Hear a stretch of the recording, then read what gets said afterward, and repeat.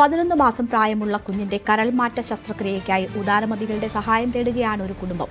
ഈ മാസം 18-ന് കൊച്ചിയിലെ സ്വകാര്യ ആശുപത്രിയിലാണ് ശസ്ത്രക്രിയ നിശ്ചയിച്ചിരിക്കുന്നത്. 25 ലക്ഷം രൂപയാണ് ശസ്ത്രക്രിയയ്ക്ക് ചെലവ് പ്രതീക്ഷിക്കുന്നത്.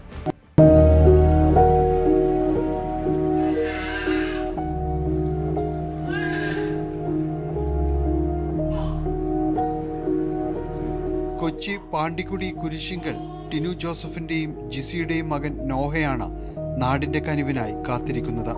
കരൾ രോഗത്തെ തുടർന്ന് 3 മാസം പ്രായമുള്ളപ്പോൾ കുഞ്ഞു നോഹയ്ക്ക് ശസ്ത്രക്രിയ നടത്തിയിരുന്നു. എന്നാൽ അതുകൊണ്ട് രോഗാവസ്ഥയ്ക്ക് മാറ്റമുണ്ടായില്ല. ഇപ്പോൾ രോഗമതിന്റെ മൂർധന്യാവസ്ഥയിലാണ്. കരൾ മാറ്റമല്ലാതെ മറ്റ് പോംവഴികളില്ല. ഇലക്ട്രീഷ്യനായ ടിനു വാടക വീട്ടിലാണ് താമസിക്കുന്നത്. തന്റെ തുച്ഛമായ വരുമാനം കൊണ്ട് എവിടെയും എത്തില്ലെന്ന് ടിനുവിനും അറിയാം. നാട്ടുകാരുടെ കൂട്ടായ്മയിൽ സഹായനിധി തുടങ്ങിയിട്ടുണ്ട്. ഈ സർജറിക്ക് ഏകദേശം 25 ലക്ഷം രൂപ വരും.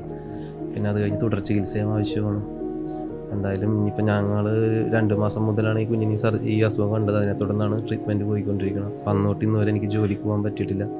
അപ്പം ഞങ്ങൾ വാടക വീട്ടിലാണ് താമസിക്കണം. അത് കഴിഞ്ഞ് വീടിൻ്റെ വാടകയും കറണ്ട് ബില്ലും വീട്ടിലെ ചിലവും പിന്നെ വൈഫിൻ്റെ അസുഖത്തിൻ്റെ മെഡിസിനും കുഞ്ഞിൻ്റെ മെഡിസിനും ആകെ എല്ലാം കൂടി സാമ്പത്തികമായിട്ട് ഞെരുങ്ങിയിരിക്കുകയാണ്. സ്വർണ്ണവും ഇതായിട്ടൊന്നുമില്ല, എല്ലാ പണയത്തിലാണ്.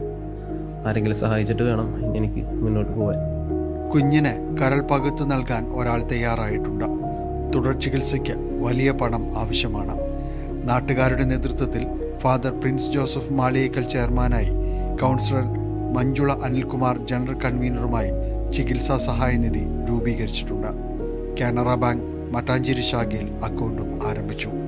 കാരുണ്യമതികളുടെ കനിവിനായി കാത്തിരിക്കുകയാണ് ഈ നിർധന കുടുംബം. ന്യൂസ് 18 കൊച്ചി.